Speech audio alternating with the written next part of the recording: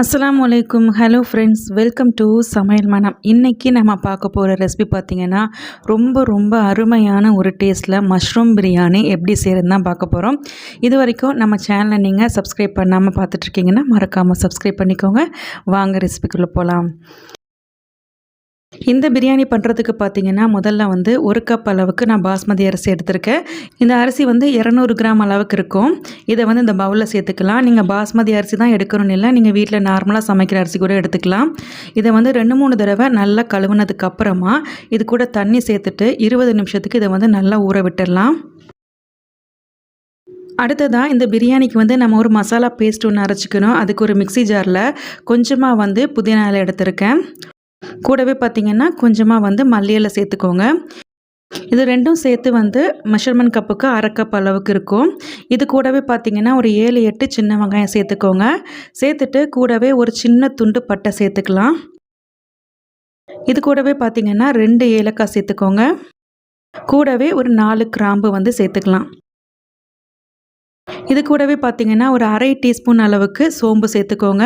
சேர்த்துட்டு இதை வந்து நல்லா ஃபைன் பேஸ்ட்டாக அரைச்சி எடுத்துக்கோங்க. தண்ணி சேர்க்காமல் இந்த அளவுக்கு நல்லா மையாக அரைச்சி எடுத்து வச்சுக்கோங்க. இப்போ இது இருக்கட்டும். அடுத்து அடுப்பில் ஒரு குக்கர் வச்சுக்கோங்க. குக்கர் வந்து நல்லா சூடானதுக்கு அப்புறமா பார்த்திங்கன்னா 2 டேபிள் ஸ்பூன் அளவுக்கு எண்ணெய் சேர்த்துக்கோங்க. இது கூடவே பார்த்திங்கன்னா 1 டேபிள் ஸ்பூன் அளவுக்கு நெய் சேர்த்துக்கலாம். எண்ணெயும் நெய்யும் நல்லா சூடானதுக்கு அப்புறமா இதில் ஒரு பிரியாணி இலையை வந்து சேர்த்துக்கோங்க. கூடவே ஒரு அன்னாசிப்பூ சேர்த்துக்கலாம். சேர்த்துட்டு இது கூட பார்த்திங்கன்னா 2 மீடியம் சைஸ் பெரிய வெங்காயத்தை வந்து இந்த மாதிரி நீளமாக கட் பண்ணி வச்சுருக்கேன். அதை வந்து இதில் சேர்த்துடலாம். வெங்காயம் வந்து நல்லா கலர் மாறி நல்லா செவந்து வதங்கி வரணும். அந்த அளவுக்கு இதை நல்லா வதக்கிக்கோங்க.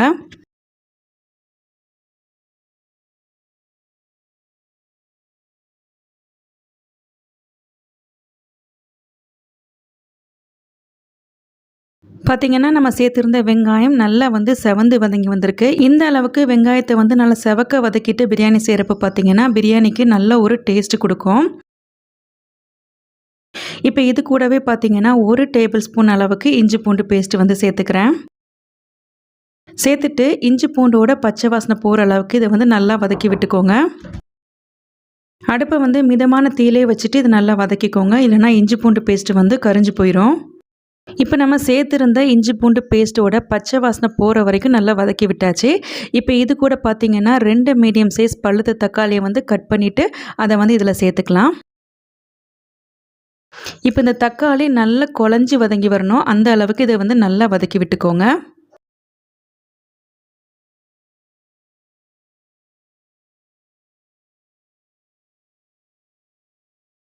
இப்போ நம்ம சேர்த்துருந்த தக்காளி பார்த்திங்கன்னா நல்லா குழஞ்சி வதங்கி வந்துருச்சு. இந்த அளவுக்கு இதை நல்லா வதக்கி விட்டுக்கோங்க. இப்போ இது கூட பார்த்திங்கன்னா நம்ம ஏற்கனவே புதினா மல்லி இலையெல்லாம் சேர்த்து அரைச்சி வச்சுருந்தோம்ல, அந்த பேஸ்ட்டை வந்து இதில் சேர்த்துக்கோங்க. தண்ணி எதுவும் சேர்க்காமல் இந்த மசாலா பேஸ்ட்டை மட்டும் நல்லா வலிச்சிட்டு சேர்த்துக்கோங்க. இப்போ இது கூடவே பார்த்திங்கன்னா 2 பச்சை மிளகாய் சேர்த்துக்கலாம். கூடவே பார்த்திங்கன்னா ஒரு 1/2 டீஸ்பூன் அளவுக்கு மிளகாய்த்தூள் சேர்த்துருக்கேன். கூடவே கலருக்காக ஒரு 1/2 டீஸ்பூன் அளவுக்கு காஷ்மீரி மிளகாய்த்தூள் வந்து சேர்த்துருக்கேன். இது கூடவே பார்த்திங்கன்னா 1 டீஸ்பூன் அளவுக்கு கரம் மசாலா சேர்த்துக்கலாம். சேர்த்துட்டு இந்த மசாலாவோட பச்சை வாசனை போகிற அளவுக்கு இதை வந்து நல்லா வதக்கி விட்டுக்கோங்க. இதில் 2 பச்சை மிளகாய் 1/2 டீஸ்பூன் மிளகாய்த்தூள் வந்து சேர்த்துருக்கோம். இதோட காரமே வந்து இந்த பிரியாணிக்கு கரெக்டாக இருக்கும். உங்களுக்கு இன்னும் கொஞ்சம் அதிகமாக காரம் தேவைப்பட்டுச்சுன்னா நீங்கள் உங்களுடைய காரத்துக்கு தகுந்தபடி வந்து நீங்கள் அட்ஜஸ்ட் பண்ணி சேர்த்துக்கோங்க. இப்போ பார்த்திங்கன்னா நம்ம சேர்த்துருந்த மசாலாவோட பச்சை வாசனையெல்லாம் போய் இதில் வந்து எண்ணெய் பிரிஞ்சு வர ஆரம்பிச்சிருக்கு. இந்த சமயத்தில் இதில் நான் 3 டேபிள் ஸ்பூன் அளவுக்கு வந்து தயிர் சேர்த்துக்கிறேன். சேர்த்துட்டு அடுப்பை வந்து நல்லா மிதமான தீயில வச்சுட்டு இதை வந்து நல்லா கலந்து விட்டுக்கோங்க.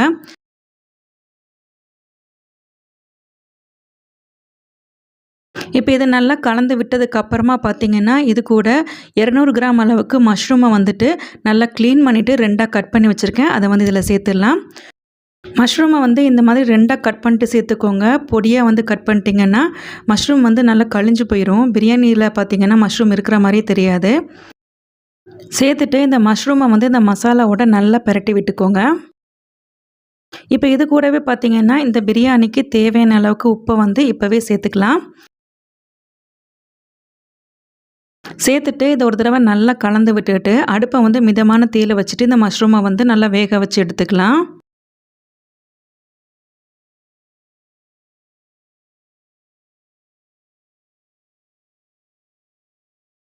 இப்போ பார்த்தீங்கன்னா மஷ்ரூம் வந்து நல்லா வெந்து வந்திருக்கு பாருங்கள்.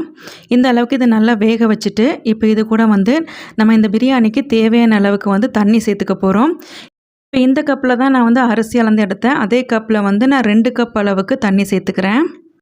1 கப் அளவு பாஸ்மதி அரிசிக்கு வந்து 2 கப் அளவுக்கு தண்ணி சேர்த்துக்கோங்க, கரெக்டாக இருக்கும். சேர்த்துட்டு இதை ஒரு தடவை வந்து நல்லா கலந்து விட்டுக்கோங்க.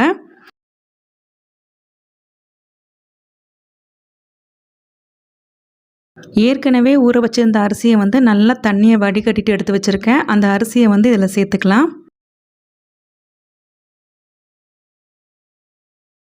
சேர்த்துட்டு அரிசி உடஞ்சிராமல் இதை மெதுவாக ஒரு தடவை கலந்து விட்டுக்கோங்க.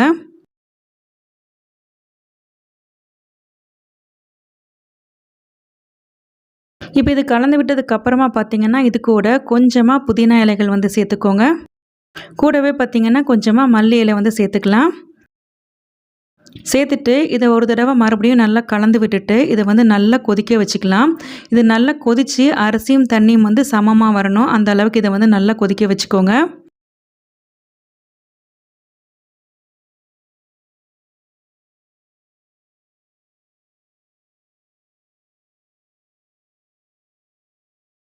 இப்போ பார்த்தீங்கன்னா அரிசியும் தண்ணியும் சமமாக வந்து கொதிச்சு வந்துருச்சு. இப்போ இது கூட 1 டீஸ்பூன் அளவுக்கு மட்டும் நெய் சேர்த்துக்கலாம். சேர்த்துட்டு அடுப்பை வந்து நல்ல மிதமான தீயில வச்சுருங்க. வச்சுட்டு இந்த குக்கரை வந்து மூடிக்கோங்க. மூடிட்டு ஒரு 10 நிமிஷம் மட்டும் இதை அப்படியே தம்மில் விட்டுருங்க. இது வந்து நல்லா வெந்து வரட்டும்.